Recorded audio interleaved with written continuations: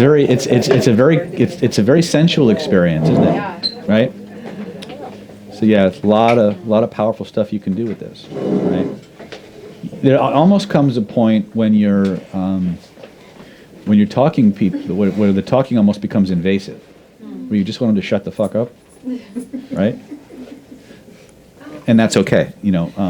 What I would normally do when I would do my Reiki circles on my Friday nights, everybody's join hands, they'd start circling energy, I'd talk them through an induction, do a chakra alignment, and then just send them off into the ether to commune with loved ones, guides, spirit teachers, or whatever for 10, 15, 20 minutes, while the Reiki practitioners would go around and actually apply the energy to them. And then we'd bring them back and have lots of food afterwards. Right? Right? So what was this like? Nanette, how was this for you? What'd you learn? Well, I learned that the Reiki energy is very pretty. Very pretty. Yes. It kind of reminded me of, when Thor travels in that big white light. No, the Rainbow Bridge. Rainbow Bridge. Rainbow Bridge. Pastel, lavenders, blues, greens, something. Mm-hmm. It was really awesome. And I just kept telling myself to get out of the way and just go. And just let go. yeah, it was. I don't know how to. Amazing. It felt great. Mm-hmm. Excellent.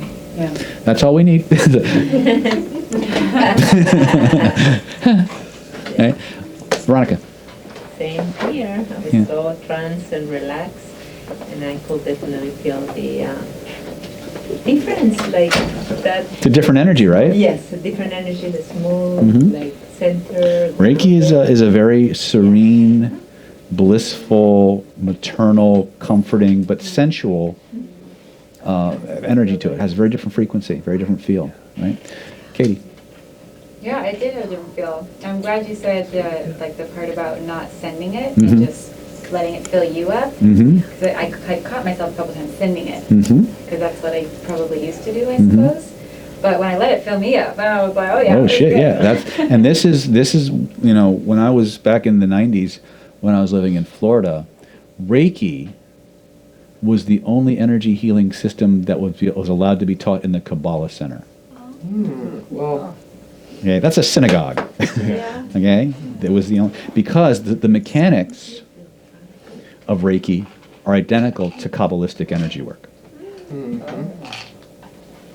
You have to fill yourself. It's about, in the Kabbalists would call it light and vessel. Okay, the bigger your vessel, the more light you can pull, and then it has to go somewhere. And then whether you hold on to it when you hold on to it or you pass it through you, they define as being desire to receive for the sake of the self or desire to receive for the sake of sharing. Desire to receive for the sake of self results in an energetic short circuit because your vessel is finite and you take in more energy than you can use, and but when you have desire to receive for the sake of sharing, you have a vessel that fills, but there's a tiny hole in the bottom where it leaks out, so the energy is constantly flowing. Right? Because there's an infinite source. That aperture is smaller than infinite source. There's always more than enough, but it moves through you. And that's desire to receive for the sake of sharing. Right? And the more I share, the larger my vessel grows, and the more I can share, and the more I have.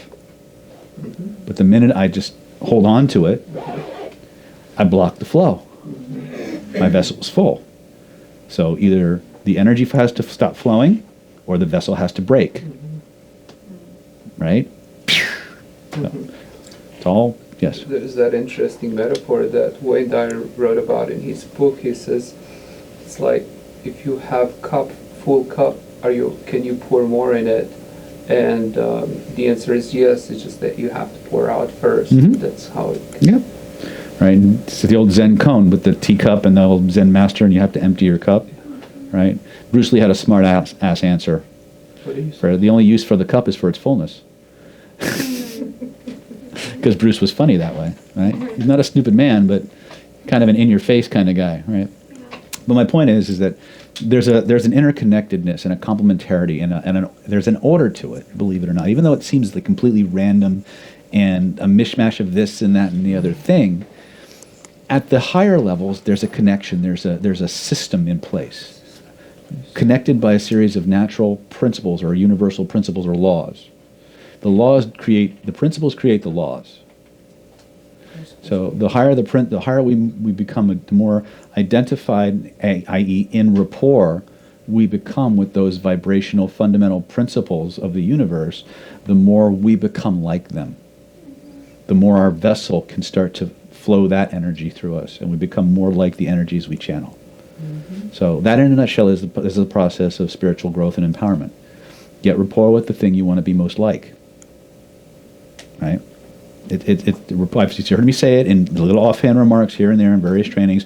Rapport is the secret to the universe. Mm-hmm. Okay? It's no less true today than it was 10 years ago. In fact, it's probably more so. 10,000 years. Yeah. Right? And that's what all Hermetics is about. Rapport and correspondence. Right? We talk about quantum entanglement, which is basically the law of correspondence. Things that are similar in some way are connected in some way. Period. You want to create a connection? Create a similarity. Mm-hmm. You want to create similarity? Create a connection. Right? All right. So Katie had asked us about meetups and public speaking. So now we're going to go a little left brain, and we'll circle back into a little bit more right brain. And somewhere along the line, we'll cover as much as we can in the time that we have. So, Katie, what specifically did you want to know about meetups and public speaking? I just want to know, like, your process to getting people to show up, what to say in the beginning. Because I feel like you say certain things. I say certain things. Do you? I always say certain things. Okay, I want to know what those certain things are. I've never not said a certain thing. Okay, cool. I want you to tell me, like, explicitly, like, what certain things you say. Depends on who I'm talking to. Okay, I'm talking to, you want to know who I'm talking to? Well, yeah, it would be helpful. Okay. I think you're talking to me right now. Yes, I am. Okay. Okay, but when I speak, I'll be speaking to a group of women who struggle with food issues. Okay, is that who you want to speak to? That's a no. Good question. No, I guess not. Oh, God. Yeah, I gotta rethink my whole life. See how fast? Yeah. Unconscious mind always answers first. Always answers honestly. Right? All right, fine. That's your first step. Right? But I'll give you a quick overview. Let me go into meetup.com and just show you some things. Okay. A lot of people have tried to copy my meetup process, and most of them fail. Okay, great. And here's why. They stop doing it. Okay. They don't do it long enough. Mm-hmm. They quit too soon. Right? It might have changed a little bit because I haven't done an official meetup other than an open house in probably I'm going on 2 years now. Okay. Right? But prior to that time, one to twice a month, literally every month since 2009, there was a meetup.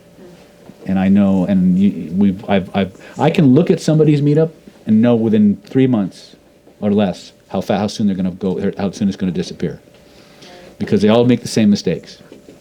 The first one is they don't keep going. Okay, you should give your meetup no less than 6 to 9 months. If you're quitting after 3 months, you bailed too soon, right? I would give it a year. A year. Yeah, I would. And remember, the secret to meetup is content, consistency, and logistics. You need content that people want to know about. They have to enjoy it as they're consuming it. You need a consistent location and a consistent start time. Okay? And an easy place to get to that's neutral. In other words, no fucking living rooms. Mm-hmm. Right? You do not want hold meetups in your living room. You do not want to hold your meetup in somebody else's living room. Okay? It has to be a neutral, professional location. Now, that professional location could be the lobby of a real estate building office, which is where I held our Nlppower meetups for the first 3 years, till we moved to Vision Pulse. The only reason I moved to Vision Pulse was because my competitor was in Vision Pulse, and I don't take territorial invasion very well, and so I took it. Right? There's a whole warfare story there, but yeah. I've driven several trainers out of San Diego because they piss me off. I never draw first blood, but I always draw last.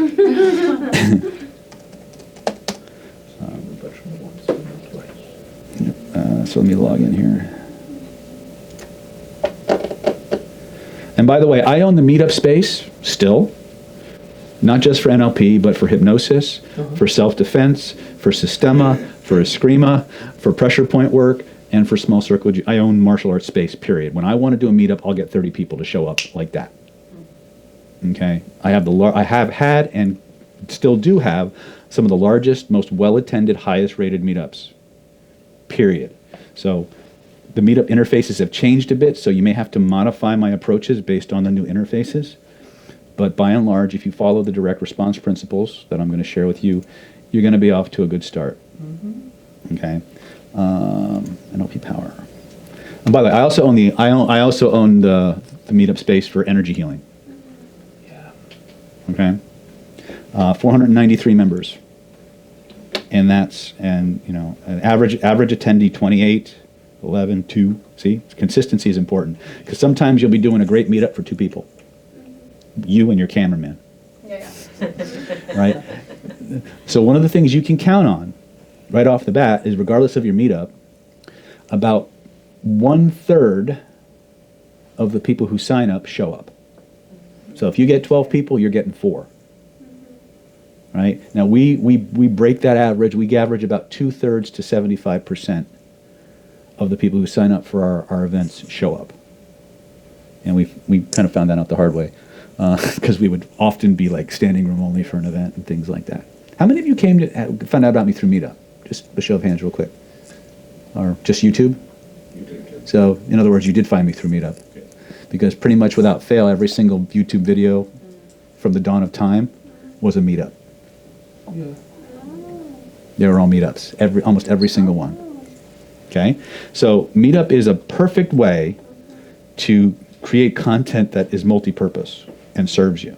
So, everything you do, whether you have an audience of 100, 20, or 1, should be recorded.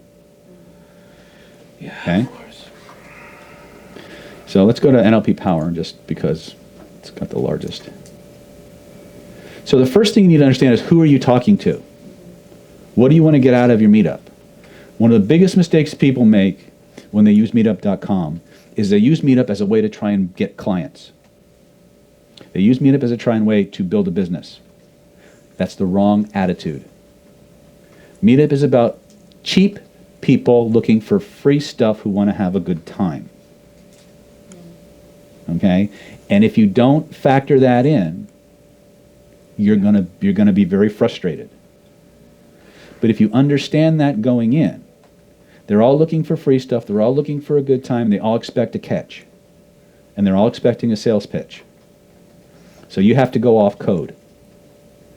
You have to give them useful, consumable information in an enjoyable, entertaining format that they can take right out into the field and use right away. Not only that, you have to demonstrate that it works in front of them, on them. Yeah, give some positive. You understand? You need to, if you watch my early videos, one of the first things I do is I have them stand up, feel good, move their shit around, right? I'm creating a state of hyperplasticity. I'm putting them all into a profound multiple layered trance. And then what do? I bring somebody right up out of the audience like a faith healer, and I take their shit away. Without fail. I bring somebody up, I spin it, I frame it, I do whatever I got to do, and I get that change right in front of them. Right? Because they're associating into whoever I bring up as the demo subject and assuming, and they're playing that role. They're seeing the world from that perspective. Oh, that could be me. So in those critical half hour, 45 minutes, whatever it is of your meetup, you've demonstrated authority, knowledge, and given them multiple experiences that are fun and useful. Because it's presupposed that the content they're coming for is something they want, not something you want. Of course. Right? So your meetup should always solve a problem. Should always solve a problem. Yes? Isn't it also fair to say that with them, you build compliance from very beginning? It's Well, more that's yeah. important than other audiences like you have today. We are more like. Well, you need to build compliance right from the get-go, but in order to get compliance, you have to get connection. And then presupposing and post-hypnotic suggestions as far. Don't worry about that shit. No, No, you don't think. don't worry about that shit. No. Nope. Get the big pieces first. If you don't put the big pieces in first, you'll never get them in later. Of course, big pieces. Yeah, Mhm, I'm just saying. right. Isn't that important to get your audience back? What do you mean back? Well, they want them to come again. Nope. Isn't that your goal? Nope. My goal is to give them a great experience now. They'll come back on their own. I don't need to program them to come back. If they come out of my meetup having an amazing experience, I don't have to tell them to come back. There'll be a line waiting. Okay? Yeah. If you feel the need to give suggestions for them to come back, you don't have enough faith in your content.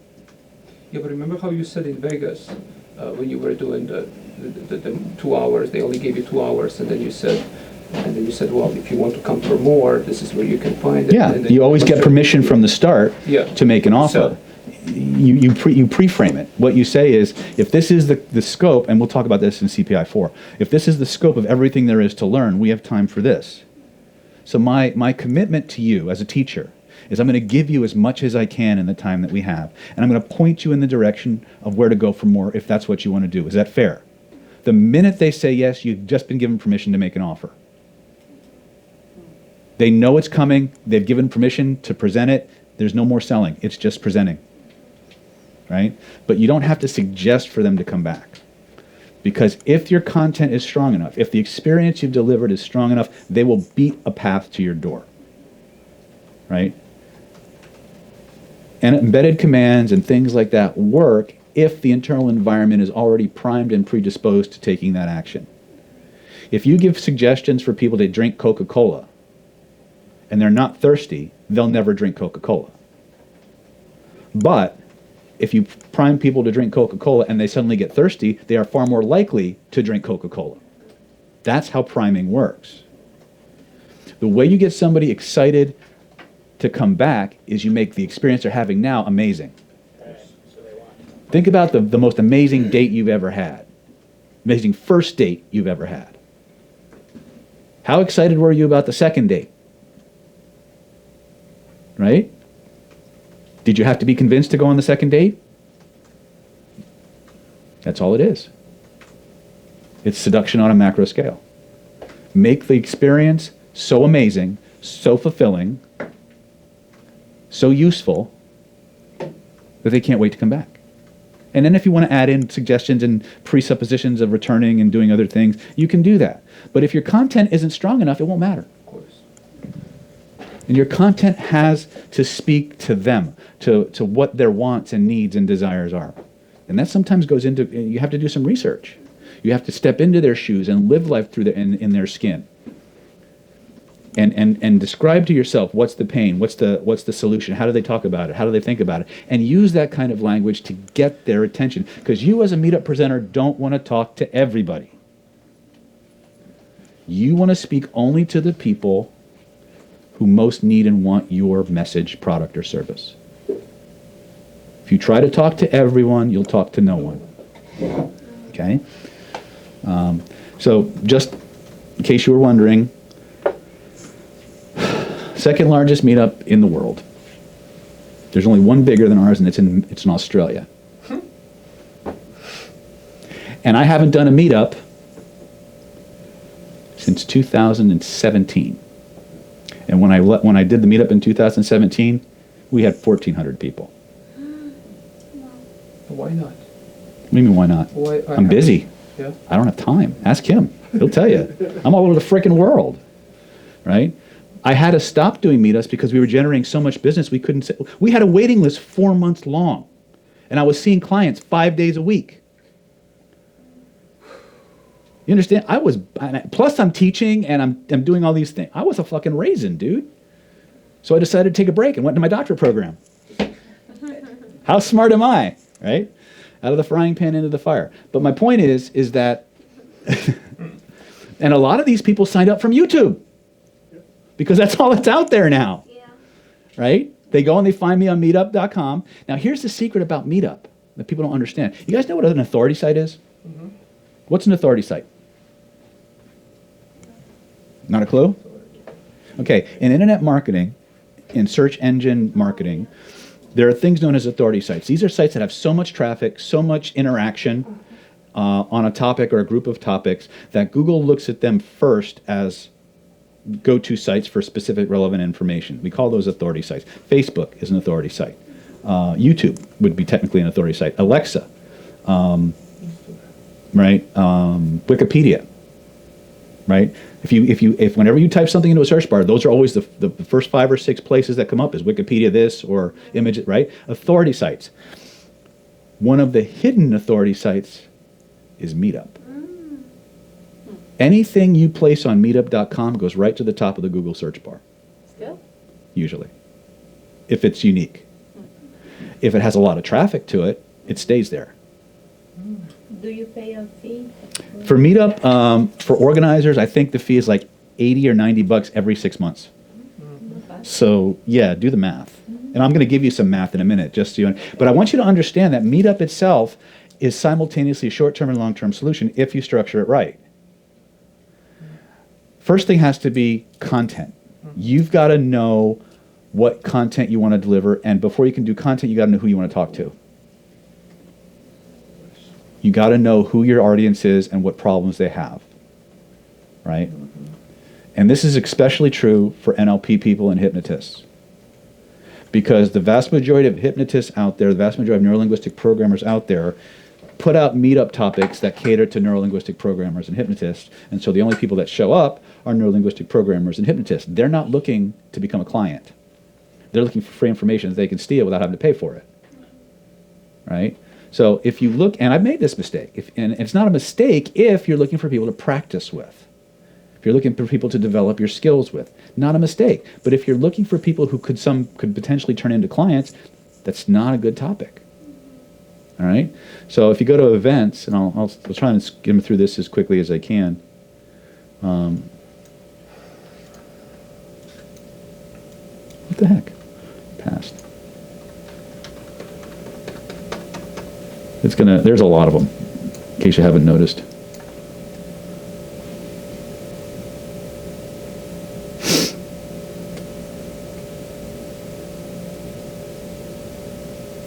Okay, oops, still more. So if you look at how I started this way back in the beginning, and again, there's whole modules of this in our CPI 4 course, but if you look at, let me see if I can, where am I at? November 7th, no, Vision Pulse. Okay, I think this is where we moved. Vision Pulse is when we moved from the real estate office to Vision Pulse Creative Center. So NLP, Secrets of Personal Transformation, right? If we look at the content here, and largely the content's going to stay the same. Let me see if I can find. What year is that? I'm trying to find the year. I'm not seeing it. So wait a minute. There we go. There you go. 14. Is it 14? Okay, 2014. So 2014, we had found the formula by then, and that was No, I don't want to do that. And that was you focus on generic entry point topics.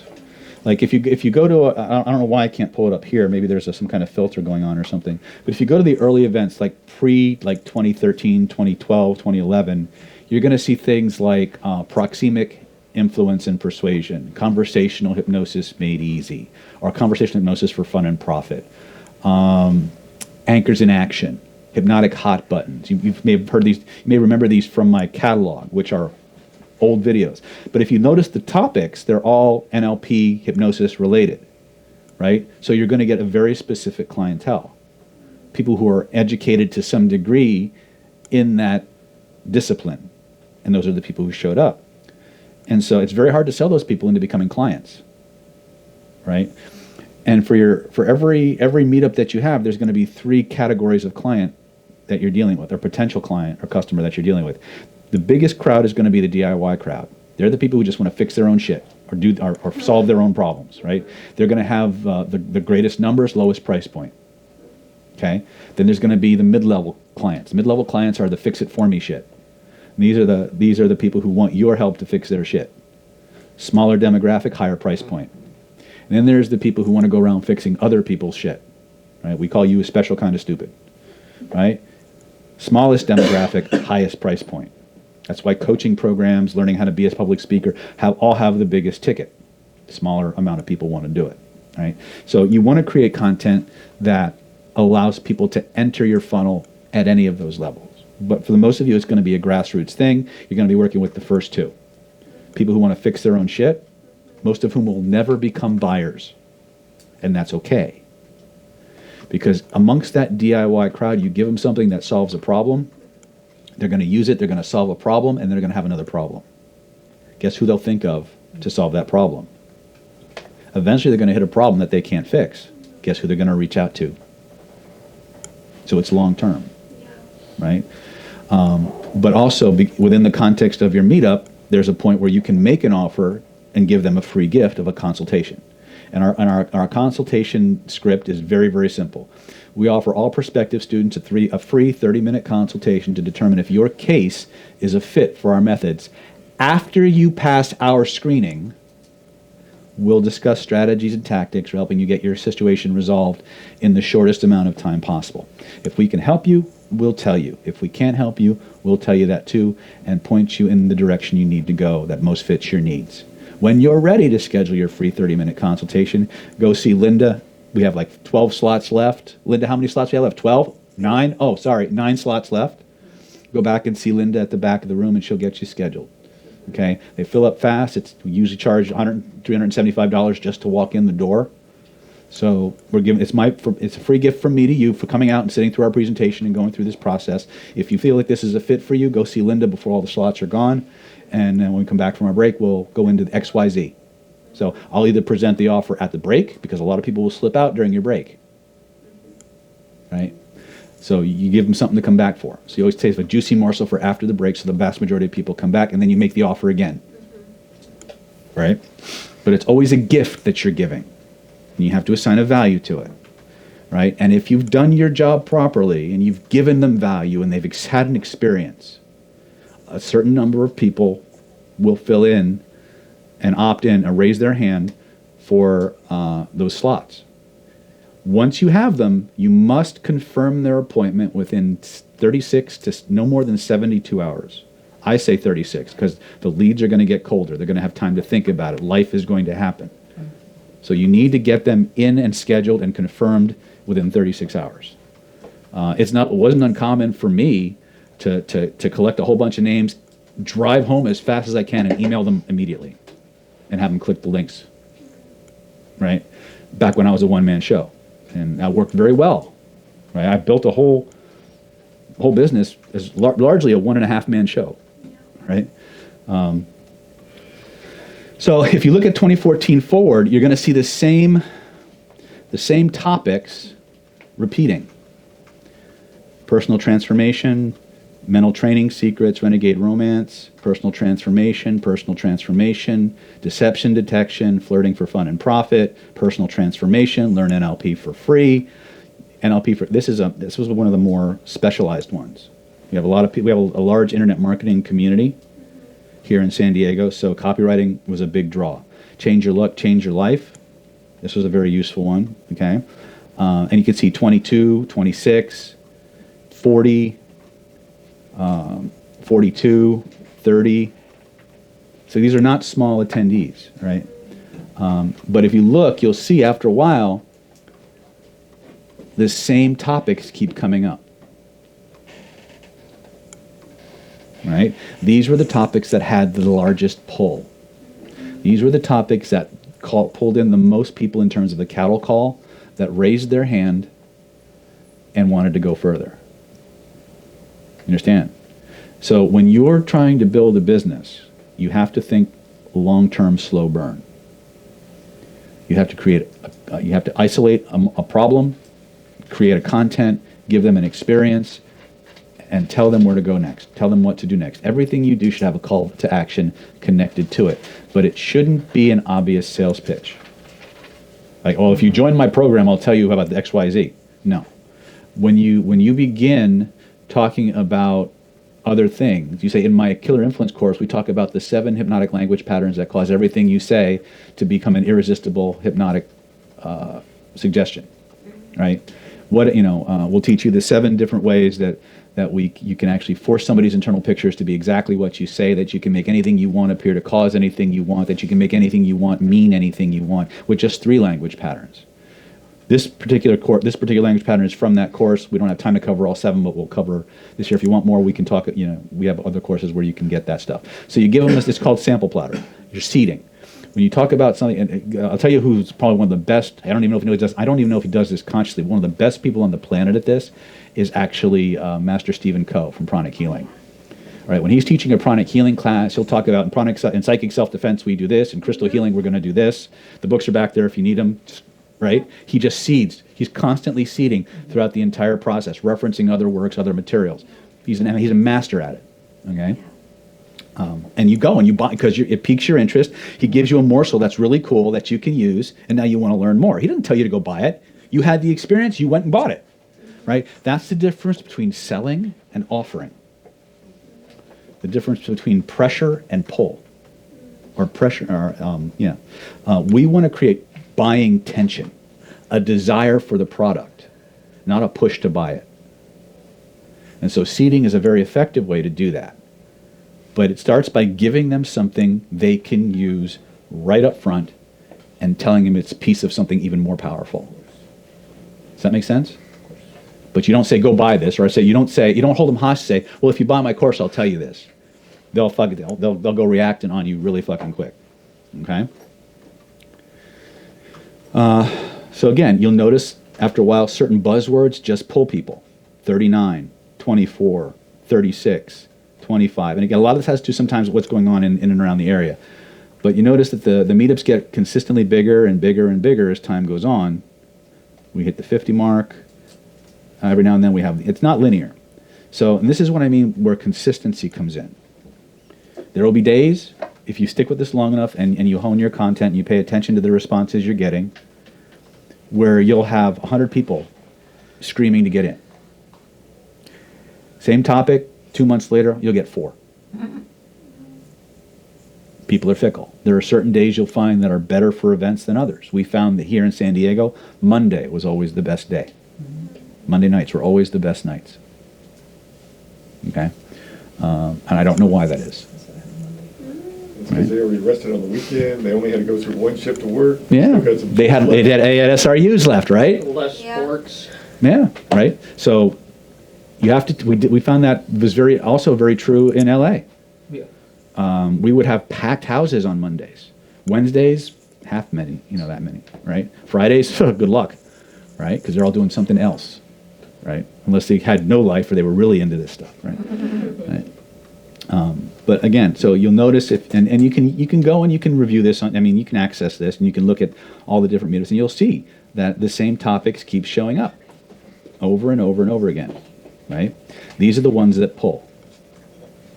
These are the ones I recommend you start with.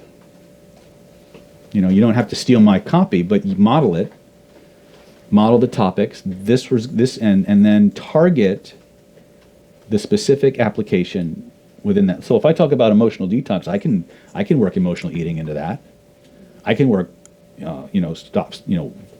trauma resolution into that. I can work anything into emotional healing, right? And you can do the same copy and just talk about a different aspect based on taking the temperature. If you watch my videos, it looks like I'm being overrun by questions, and to a certain degree I am. But here's the thing you understand. When they're asking questions, they're interested. Okay? And you're there for them. They left their computer screen, they got in there, they took a shower, washed their nether regions, right? Got in the car, drove across town, fought traffic to sit in your event. So give them a good experience, right? I tell my students that I love all my students, my virtual students as well as my in-person students, but I love my in-person students a little bit more. Why? Because you're fucking here. Because you're fucking here. You put in the extra effort. Now, I'm not saying that you wouldn't be here if you didn't live in fucking Ontario or in some shit, okay? I understand that. But you're here. You got in the car, you came, you took your time. You're not going back and watching the replay because you didn't have to. I'm not saying those things are, but you took that extra effort, time, and energy to come. So to me, you're the first-class passengers. I'm going to give you the best of everything I've got to give. Why? Because you're fucking here. So if you're asking questions, I'm going to answer them. If you're watching the video and you're pissed off that people are asking questions, why weren't you here? right? And you'd be amazed at how many people just go off on that whole idea. But if your customers, if your clients, if your audience is asking questions, they're engaged. They're invested, right? It's not a lecture anymore. It's a communal, tribal experience that they don't want to give up, right? Yes? I take it that's why the repetition is important, because Mhm. people are watching this and the same subject matter, but I had that. Yeah, that's why even though I'm talking about the same subject over and over again, and you'll see it when you go through this, this is the same subject, the same copy.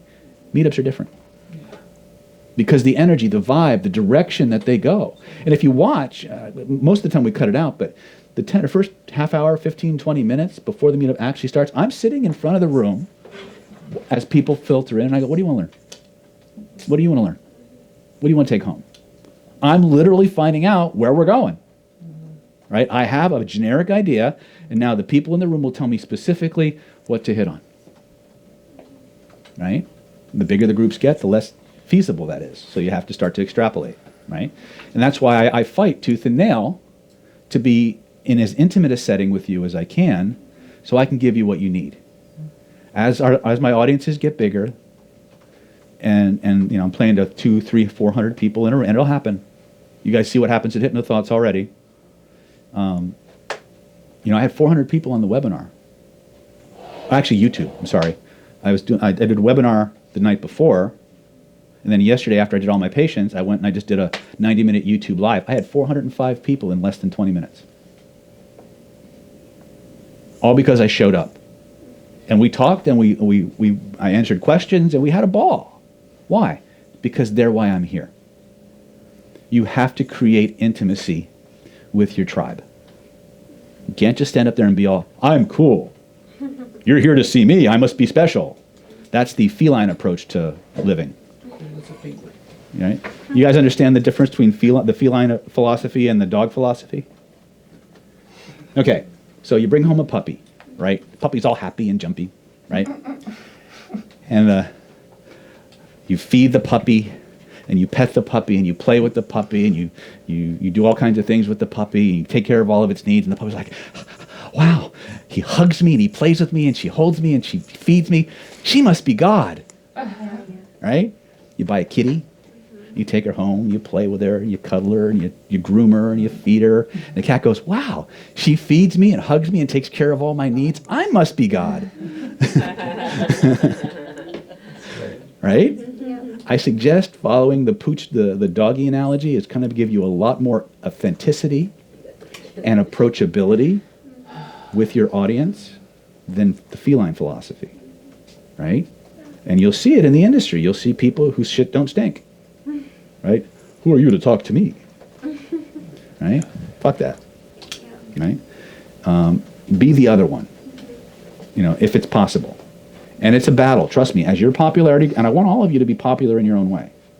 I don't want you to be carbon copies of me. That's terrifying to me, right? I'm terrifying enough when I look in the mirror. But I want you to take what I share with you and make it yours and create your own tribes. I want you to be successful that way. There's only one, there can only be one person wearing my skin, and if you're not me, you're getting it wrinkled, and I want it back. So, but take it, make it yours. But you know, be somebody that your audience can relate to. Right? Don't think that because people are flocking to see you that it's about you. It's never about you. That's the secret. When you here's something that a lot of people who suffer from stage fright are not going to like. When you're suffering from stage fright, it's because you're making the event about you. When you care more about making sure your audience has an amazing experience, you won't think about how afraid you are anymore, or whether they like you or not, because you'll be focused on something other than yourself. So love your audience. Come into it with the idea that you want to give them the most amazing, satisfying, gratifying experience you can in the time you have. You're going to take them as far as you can, and then you're going to point them in the direction for where to go next, and give them that chance. Okay? And your content will tell you. And don't be married to your content. We as creators tend to fall in love with the content we create, which may or may not have anything to do with the stuff people actually respond to, right? So again, in CPI 4, we'll show you a little bit more of the analytical side of this. But remember that no matter what content you're creating, you got to know who you're talking to. You got to know what problems they have, how they talk about their problems, and how to fix it. You have to demonstrate the fix and give them the opportunity to experience that either vicariously or directly. And then tell them where to go next. Okay? Does that help? Yeah. Okay. Yeah, thank you. All right, let me go back.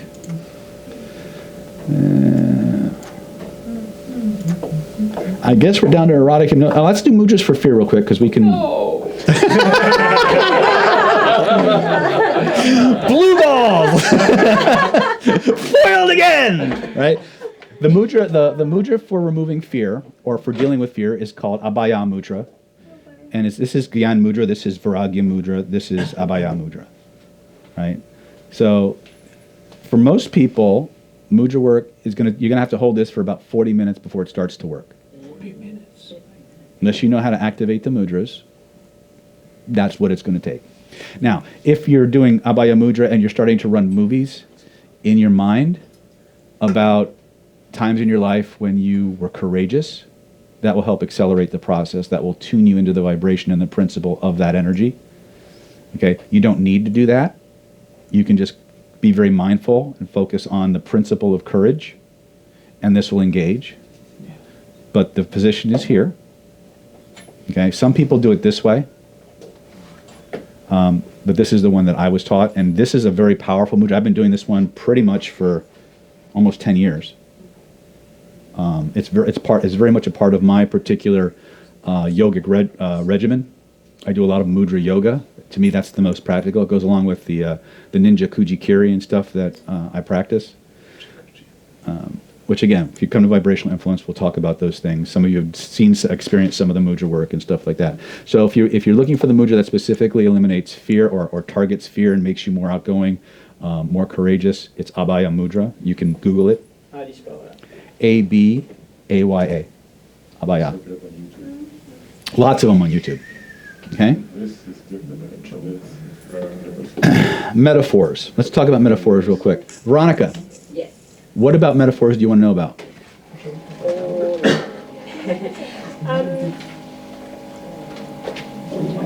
As you were saying, the difference between the storytelling and talking to the conscious, to the unconscious mind. That's what it is. As a metaphor. Okay, you need to elaborate on that because I don't understand what you're asking. Do you want to know the structure of the story? Yes. Okay. And how to get to the unconscious mind with the metaphor of the story. Okay, well, first of all, you got to understand that the unconscious mind pays attention to the structure of the metaphor, not the content. Okay, that's So when you're using a story to embed a behavior, the behaviors you want to prime within the subject have to be the behaviors of the hero. okay. Period. If you're doing isomorphic, which everything has a one-to-one metaphor, if I'm talking about, just use an example, I'm talking to a female audience, then the heroine of my story will be in the same age range as my audience. They'll have similar backgrounds, right? If I'm talking to a room of female entrepreneurs and I talk about a 45-year-old middle manager in retail who's divorced, they'll relate to some aspects, and the vast majority of it they'll discount. So we want to make as much of the story as similar to the people's life experience that we're describing as possible. Okay, that's isomorphic. The more they can, and it goes to, what's that? You're basically mirroring them. Absolutely. So you present the change. Yeah, because the benefit of story work is that it's never perceived as an attempt at persuasion. Of course. Stories are never perceived as an attempt at persuasion, and yet it's like upgrading your software or operating system in the background around all the other programs, and then everything shifts automatically. That's how story and metaphor work. It's never directly perceived as an attempt to persuade, and yet it changes attitudes and creates presuppositions and inferences spontaneously. Even when you are espousing a viewpoint that's contra to the viewpoint expressed in the story, the minute you become immersed in the story, your attitudes start to change.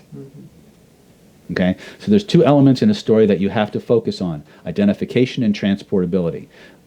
The listener must be able to identify with the hero of the story, and they must be transported. There are 6 characteristics to transportability. Okay, it must be intellectually compelling. It must be emotionally compelling. It must stimulate visual imagery. It must minimize distractibility. Okay. Yes. Was it you who said in order for them to change, in order for them to understand the story, they have to go through change? Some part of them does. Did you? I don't know if I said that directly, but in presuppositions, the way presuppositions work, in order to understand what's being said, you have to either vicariously, metaphorically, or unconsciously Change. go through the process. Yeah. Right. In Ericksonian metaphor, they're not going to tell you exactly how the change occurred. They're not going to give you an explanation of the metaphor. And that is exactly wrong in any other context. If you're trying to do storytelling in a business world and you don't tell them the takeaway, they're going to do something else. Okay? So, and that's the problem, is people try to take Ericksonian work and graft it into business applications, selling applications, and they fall flat on their ass. Right? That's why when I created CPI2, which is all about strategic narrative, or neurolinguistic narrative, and strategic metaphor, I had to go outside of everything that I had, every course that I had seen left me wanting. There wasn't a single course that gave me what I needed. So I had to, just like so many other things, I had to create the course I wanted to go to. And we did pretty in depth, right? We covered everything from the most understanding just the basic structure of story and the persuasion architecture of story. We went into themes. We went into stories for selling, stories for leadership, stories for connecting and communicating in a social context. And then we went into what I call ninja stories, which is all that stuff with the NLP embedded in it, right? And how it all fits together. It's intense, right? But we also showed you the neuroscience behind it and why it's important to do these things. So again, the two big elements is identification and transportation. And again, we have whole modules in CPI2 devoted to that. If you've got a Mondo package, or I think you actually used the Secrets of Human Influence. CPI2 is in there. Mm-hmm. Use it. Yeah, Right. We have pending that one. Right. Everything you're going to need is When right. that gonna be? We just taught it. We just taught it last month. Actually, beginning of this month. Oh Yeah. my gosh, I didn't know. We've been spouting it in all the message groups forever. Where I don't know. Where were you? I don't know. Okay. Okay. So So when is the next time, do you know? CPI2. Because I already took the first one. Well, you can't get into CPI2 unless you've gotten CPI1. Yeah, That's okay, that's I'm a perfect. big stickler on that. I think we've got a CPI3 coming up in April. CPI Masterclass will be CPI1 and 3, so that'll be conversational reframe. We're going to be doing a little bit of CPI 2, 3, and maybe a tiny bit of 4 in Brisbane in May 2020.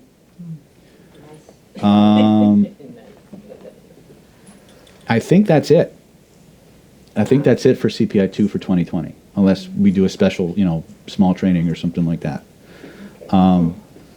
If people come to Killer Influence and people want to do a module or two on story metaphor for Killer Influence, we can do that. Depending on background. Yeah. Well, again, and at CPI 4, there's a little bit of story as well, but we're coming at story work from in that context because it's hypnosis from the stage and for mass influence rather than just interpersonal influence. We give you this similar information to some of what we teach in CPI 2, but from a very different perspective. It's a different understanding of story. Right? How you build these things into an overall persuasive architecture, the structure of your talk. Right, so it's very different. The CPI 2 is all about the structure of the story. CPI 4 is about that piece integrated into a much larger persuasion structure. So when you present, it gets people salivating to run to the back of the room and sign up for your product or service. So they're very different, although they overlap. Right? If you write sales copy of any kind, you should have CPI 2 and CPI 3 under your belt, because CPI 3 allows you to have at least 14 or more answers for any objection that you can encounter. So when you're writing your sales copy and you're stepping into the mindset and the position of your client, and you're coming up with all the objections that they're going to have or that they could come up with instantaneously, you have at least 14 ways to respond to every single objection. And if you build the objection and the answer to the objection into your sales copy, you neutralize that objection before they ever have a chance to have it. Yeah. Right? So it takes a little bit of thinking, but these are the bullets that you can just recycle and combine over and over again. And then you can create stories based on the reframes and integrate those reframes into the stories. So it's very modular, but it also has a synergistic effect to it, right? But nothing matters if you don't have CPI 1. There's 2 ways to get CPI 1. You either take Killer Influence, which is coming up. When's the dates for Killer Influence, TJ? We have one in January. All right. Can you pull up the dates for that? So we have Killer Influence coming up in January. For those of you who want to start on that track. If not, it's fine, right? We have quite a few CPIs coming up, CPI 1s and Killer Influences, so it's a great place to start. And for many years, that was all anybody ever needed. I just got bored. I still do the vast majority of my influence with CPI 1, but I wanted to understand in a strategic, concrete, reliable way how to do and build stories and metaphors, how to use them, why they work, how they work, when to use certain types of stories or kinds of stories. I wanted to understand the whole conversational sleight of mouth stuff better. I wanted to be able to understand it so that I could teach it and do it. And Killer Influence is the 23rd through the 26th. Okay, so January, for those of you who want to do that. And if we do an evening session, maybe we'll do a module or two on either reframing or one of the modules from CPI 2 as an extra thing. But as a rule, right now you can do CPI 1, you can do Killer Influence, or you can do CPI 3, because that's all we've got for 2020. Right? Unless I get like 20 people that want to do CPI 2 again, and then I'll have to make sure I'm not divorced to schedule it.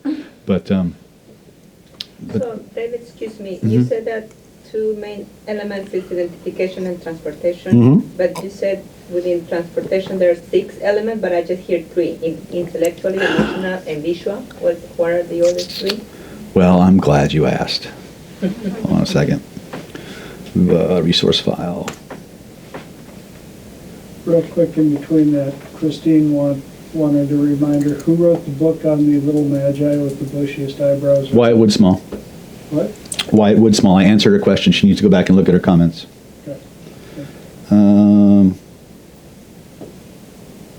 Identification and transportability. 6 characteristics of transportability. This is the CPI 2 manual, so it's, as you can see, it's not small. Here they are. First and foremost, cognitive attention. How much attention is the subject paying to the story? Was the subject mentally involved in the narrative while experiencing it? 2, emotional involvement. How emotionally engrossed and connected is the subject to the story? Are they feeling the emotions of the subject or responding emotionally to the events within the story? These elements have to be there. Okay? And if you're not expressing them, they're not expressing them. Okay? State of suspense. How badly does the subject want to find out what happens next or how the story ends? Right? Building response potential. You need a concentrated focus attention. To what degree is the subject so focused on the events occurring within the story that they become unaware of everything else? Okay? Finally, mental imagery. Do they vividly picture the events of the story in their mind as they unfold? Okay? Okay, thank you. Pretty concrete, isn't it? Yeah. Right? So now when you start to create a story, you can evaluate the story based on those 5 things. And you can, and if you do focus groups, then you can actually tell your story to the focus group, give them a questionnaire, and have them rate the power of the story, and then you can fine-tune your story before you present it to the audience that actually matters. Right? Strategic, tactical, right? Not what I was taught. Right? And then that's a tiny piece. Yeah, it's one module, one piece of one module of a 6-module course. So it's, you know, poor Joe was like trying to gnaw his arm off to get out. Yeah. All right. Questions from our folks at home? Nope, that's what I brought up. Okay. We'll give you guys a brain break. Let's take a 7-minute break. We'll come back and we'll look at some erotic hypnosis stuff. I gotta go. Well, you could stay. I can't stay. Good. I'm not going to make you stay. No, I know. You get your, Finally, right? yeah, I know you get your. We'll look at the men having fun first, and then we'll look at the ladies. Unless you don't want to. I mean, I can always just keep talking about like image cycling or some shit.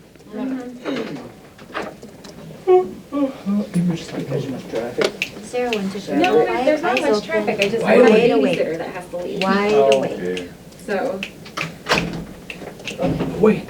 Are you healing with weight loss for women? yeah, Have you ever considered powerlifting for women? no, I don't know what that is. It's a real, well, powerlifting is... I want to get the report with you. Come on. Oh, okay, okay. What's interesting... There it is. There's a couple interesting things. One is really good for women, Amy Cutter. particularly older women.